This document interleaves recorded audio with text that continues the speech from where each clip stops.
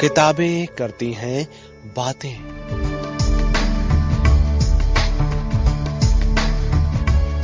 आवाज की तरंगों पर मेहनतकश जनता का साहित्य।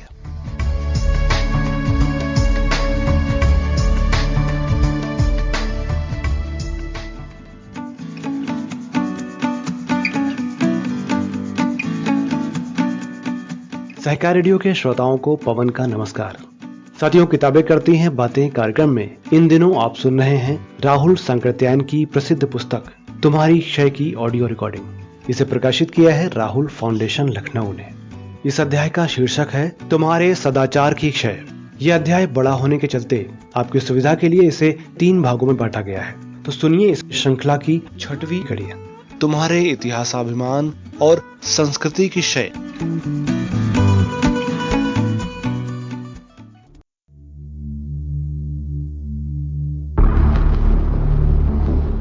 इतिहास इतिहास, संस्कृति संस्कृति बहुत चिल्लाया जाता है। मालूम होता है इतिहास और संस्कृति सिर्फ मधुर और सुखमय चीजें थी। 2500 बरस का अपने समाज का तजर्बा हमें भी तो है। यही तो भविष्य की संतानों का इतिहास बनेगा। आज जो अंधेर हम देख रहे हैं, क्या 1000 साल पहले वो आज से कम था? हमारा इतिहास तो राजाओं और पुरोहितों का इतिहास है, जो कि आज की तरह उस जमाने में भी मौज उड़ाया करते थे। उन अगणित मनुष्यों का इस इतिहास में कहां जिक्र है, जिन्होंने कि अपने खून के गारे से ताजमहल और पिरामिड बनाए, जिन्होंने कि अपनी हड्डियों की मज्जा से नूरजहां को अतर से स्नान कराया, जिन्होंने कि लाखों गर्दनें कटाकर पृथ्वीराज के रनिवास में संयोगिता को पहुंचाया। उन अगणित योद्धाओं की वीरता का क्या हमें कभी पता लग सकता है, जिन्होंने कि सन 57 के स्वतंत्रता युद्ध में अपनी आहुतियां दी? दूसरे मुल्क के लुटेरों के लिए बड़े बड़े स्मारक बने, पुस्तकों में उनकी प्रशंसा का पुल बांधा गया। गत महायुद्ध में ही करोड़ों ने कुर्बानियां दी, लेकिन इतिहास उनमें से कितनों के प्रति कृतज्ञ है? इतिहास हमारे समाज की पुरानी बेड़ियों को मजबूत करता है। इतिहास हमारी मानसिक स्वतंत्रता का सबसे बड़ा शत्रु है। इतिहास हमारी पुरानी दुश्मनी और अनबनों को ताजा करता रहता है। सहस्त्राब्दियों से मनुष्यता का घोर शत्रु सिद्ध हुआ है धर्म। बहुत कुछ इतिहास के आधार पर टिका है।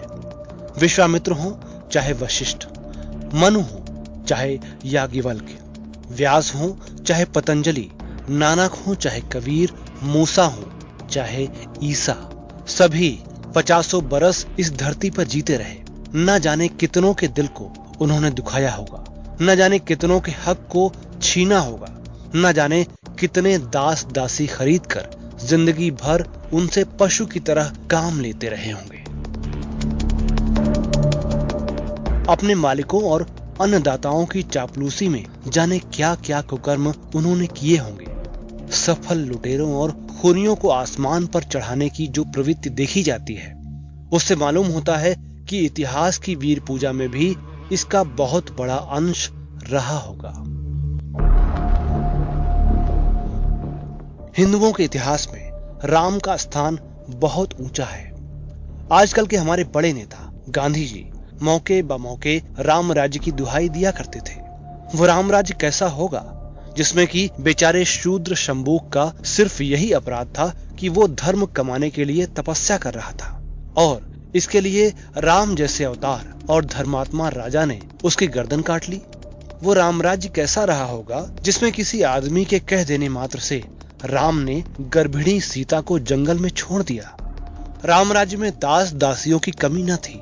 18वीं 19वीं सदी तक दुनिया में दास प्रथा कितनी क्रूरता के साथ प्रचलित थी, इसका हमें काफी ज्ञान है। उस वक्त स्वेच्छापूर्वक अपने को और अपनी संतान को बेचा ही नहीं जाता था, बल्कि समुद्र और बड़ी नदियों के किनारे के गांवों में तो आदमियों को पकड़ ले जाने के लिए बाकायदा हमले हुआ करते थे। डाकू गांव पर छापा मारते थे और धन के साथ साथ वहां के काम करने लायक आदमियों को पकड़ ले जाते थे। हर साल हजारों इस तरह के गुलाम पोर्तुगीज डाकू पकड़कर बर्मा के अराकान प्रदेश में बेचा करते थे।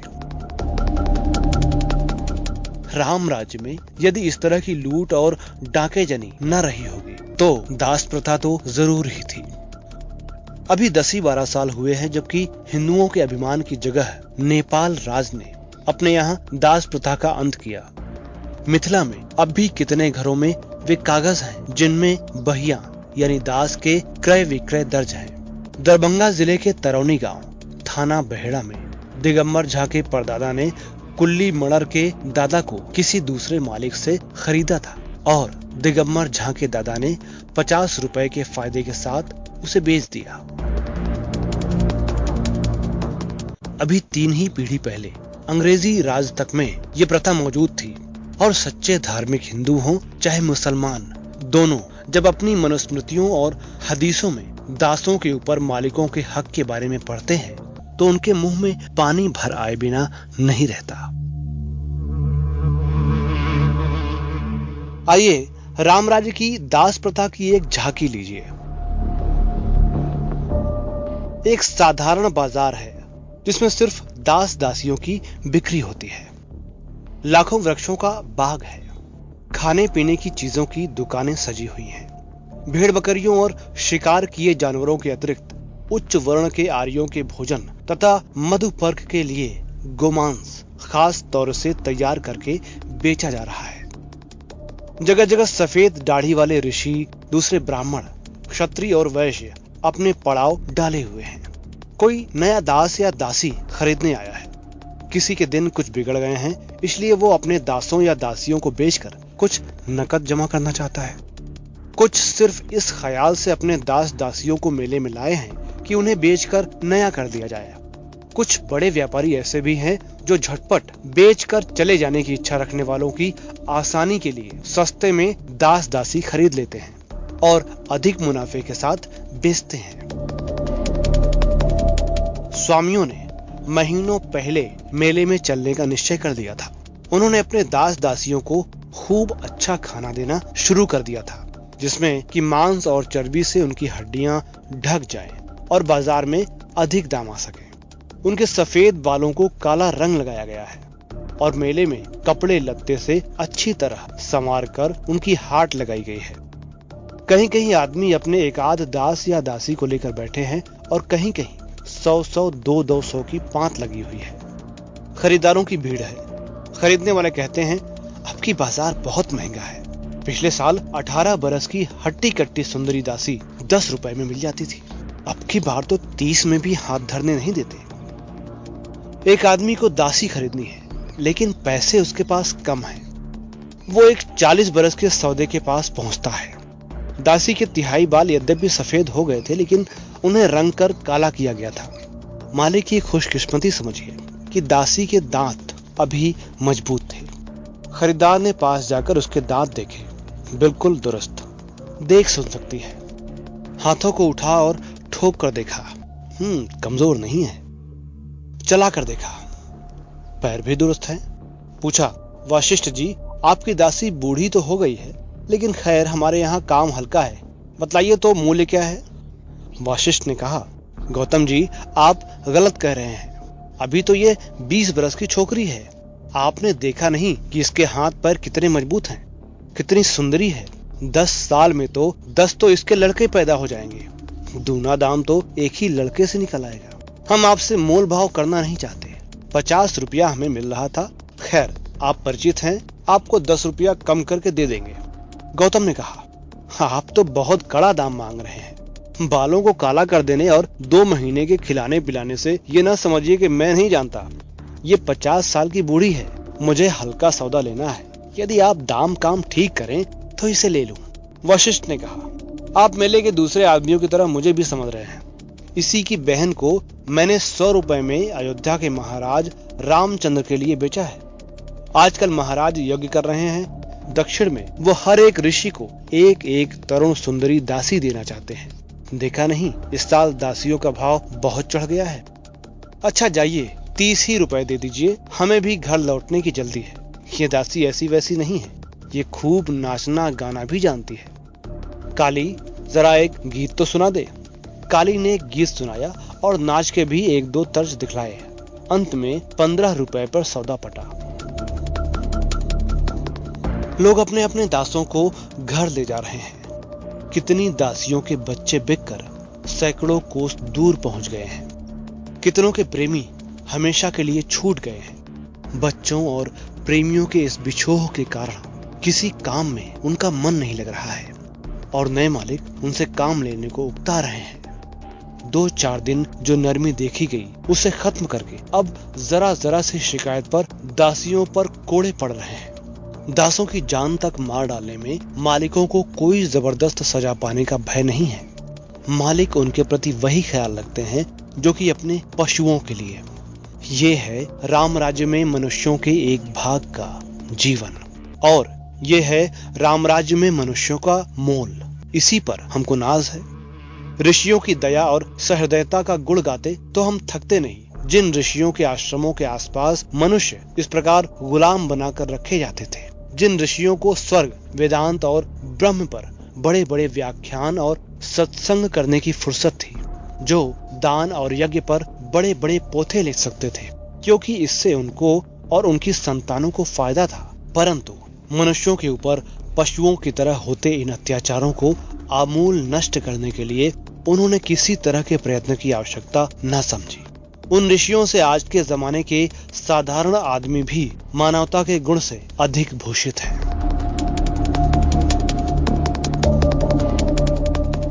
संस्कृति का अंग कला है।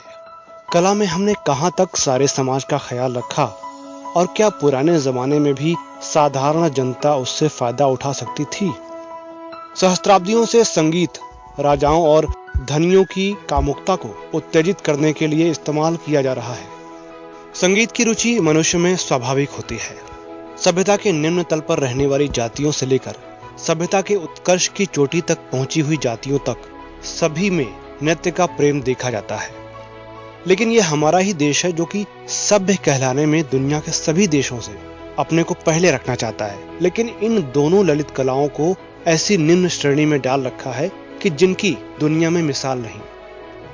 इंग्लैंड, अमेरिका और जापान के सुशिक्षित परिवार संगीत और नृत्य कला को अपने सभ्य जीवन का एक अंग समझते हैं, लेकिन ये चीजें हमारे यहाँ वेश्याओं के लिए रख छोड़ी गई हैं। इस श्रेणी के कारण संगीत और नृत्य कलाएं संभ्रांत कुल की स्त्रियों से बहिष्कृत समझी जाती हैं। हम संस्कृत हैं, हम सभ्य हैं। इस तरह अपने मुंह मियां मिट्ठू बनने से दुनिया हमें सभ्य नहीं मानेगी। हमारे जीवन का हर एक अंग जिस तरह कलुषित और दिखावट से भरा हुआ है, उस तरह की जाति दुनिया में शायद ही कोई हो। अभी तक तो हमने आदमी की तरह रहना भी नहीं सीखा। पास पड़ोस की सफाई की अवहेलना में तो हम जानवरों से भी गए बीते हैं। हिंदुस्तान के गांवों जैसे गंदे गांव दुनिया के किसी भी देश में खोजने से नहीं मिलेंगे। यह हमारे ही गांव की खूबी है कि एक अंधा आदमी भी 1 मील पहले से ही हमारे गांव को पहचान लेता है, जबकि उसकी नाक पाखाने की बदबू से फटने लगती है।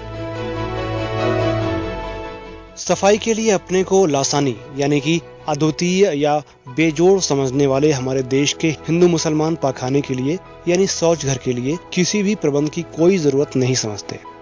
गांव के पड़ोस के खेत तो इसके लिए ही हैं। कोई भी विदेशी जो एक बार हिंदुस्तानी गांव से गुजर जाएगा और पास के खेतों में अलग अलग फैले हुए हवा और धूप में सूखते पाखानों को देखेगा, वो कैसे समझेगा कि हिंदुस्तान में आदमी रहते हैं। एक बार मेरे एक जापानी मित्र को, जिनके स्नेहपूर्ण आतिथ्य को पाने का मुझे कई दिनों तक मौका मिला था, भारत आने के लिए लिखा।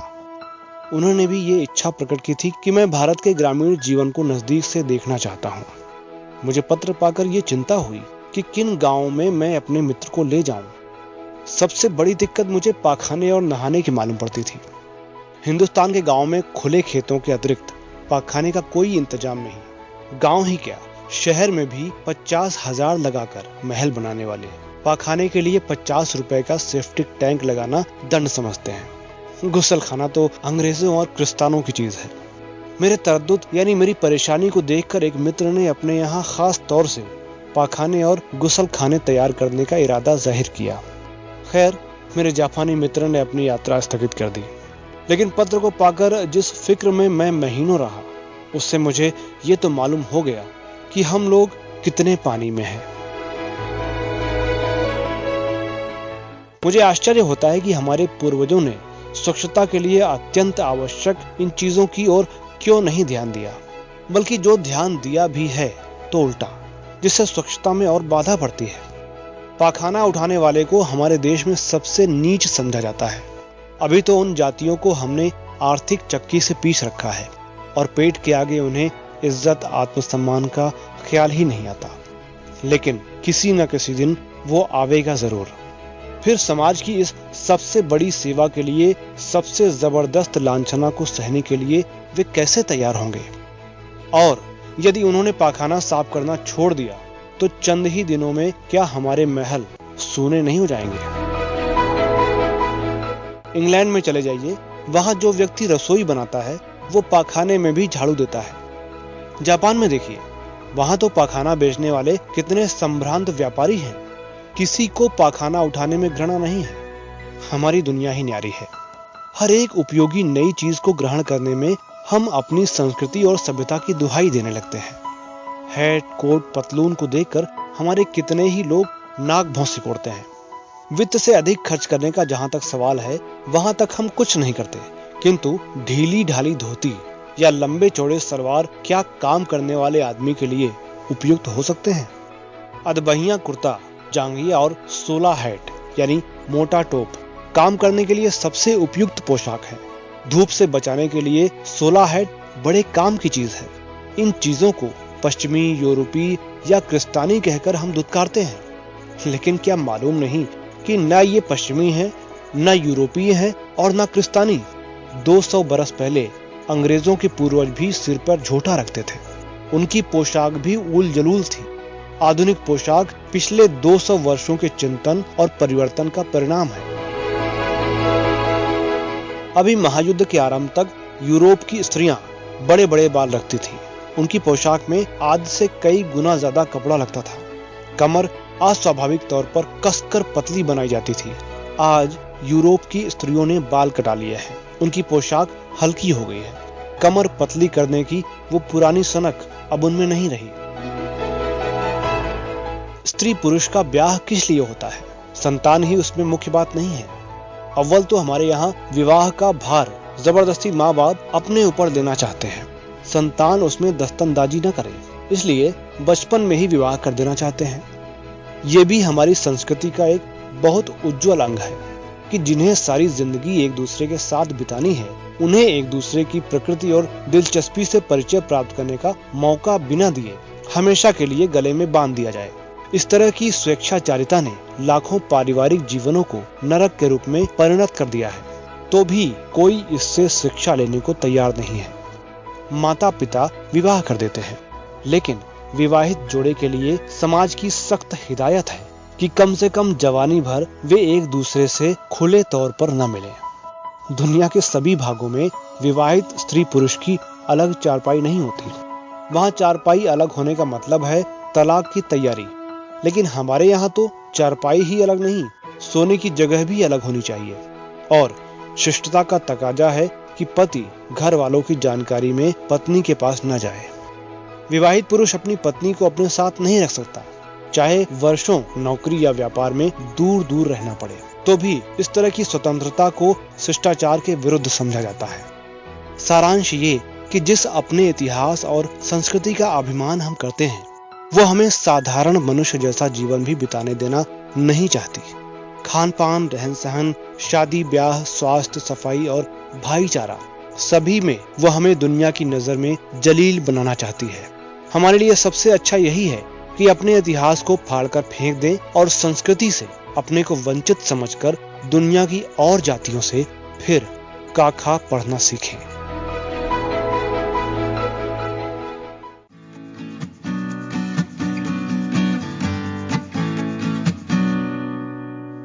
तो श्रोताओं, सहकार रेडियो पर अभी आप सुन रहे थे राहुल सांकृत्यायन का लेख तुम्हारे इतिहासाभिमान और संस्कृति की शय।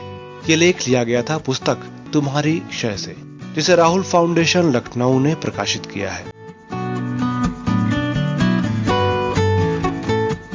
अगर आप सहकार रेडियो का कार्यक्रम पहली बार सुन रहे हैं और हमसे जुड़ना चाहते हैं तो हमारे व्हाट्सएप ग्रुप से जुड़ने के लिए 9617226783 पर अपना नाम और जिला लिखकर भेजें। अगर आप हमसे यूट्यूब पर जुड़ना चाहते हैं तो हमारा चैनल सब्सक्राइब करें और अगर आप हमसे फेसबुक पर जुड़ना चाहते हैं तो हमारा पेज लाइक करें। अधिक जानकारी के लिए हमारी वेबसाइट सहकाररेडियो.com विजिट करें। तो इस श्रृंखला की अगली कड़ी के साथ आपसे फिर मुलाकात होगी। तब तक के लिए दीजिए इजाजत मुझे यानी पवन को। नमस्कार।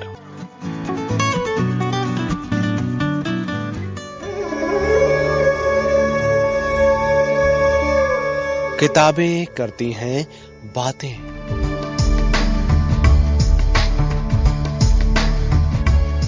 आवाज की तरंगों पर मेहनतकश जनता का साहित्य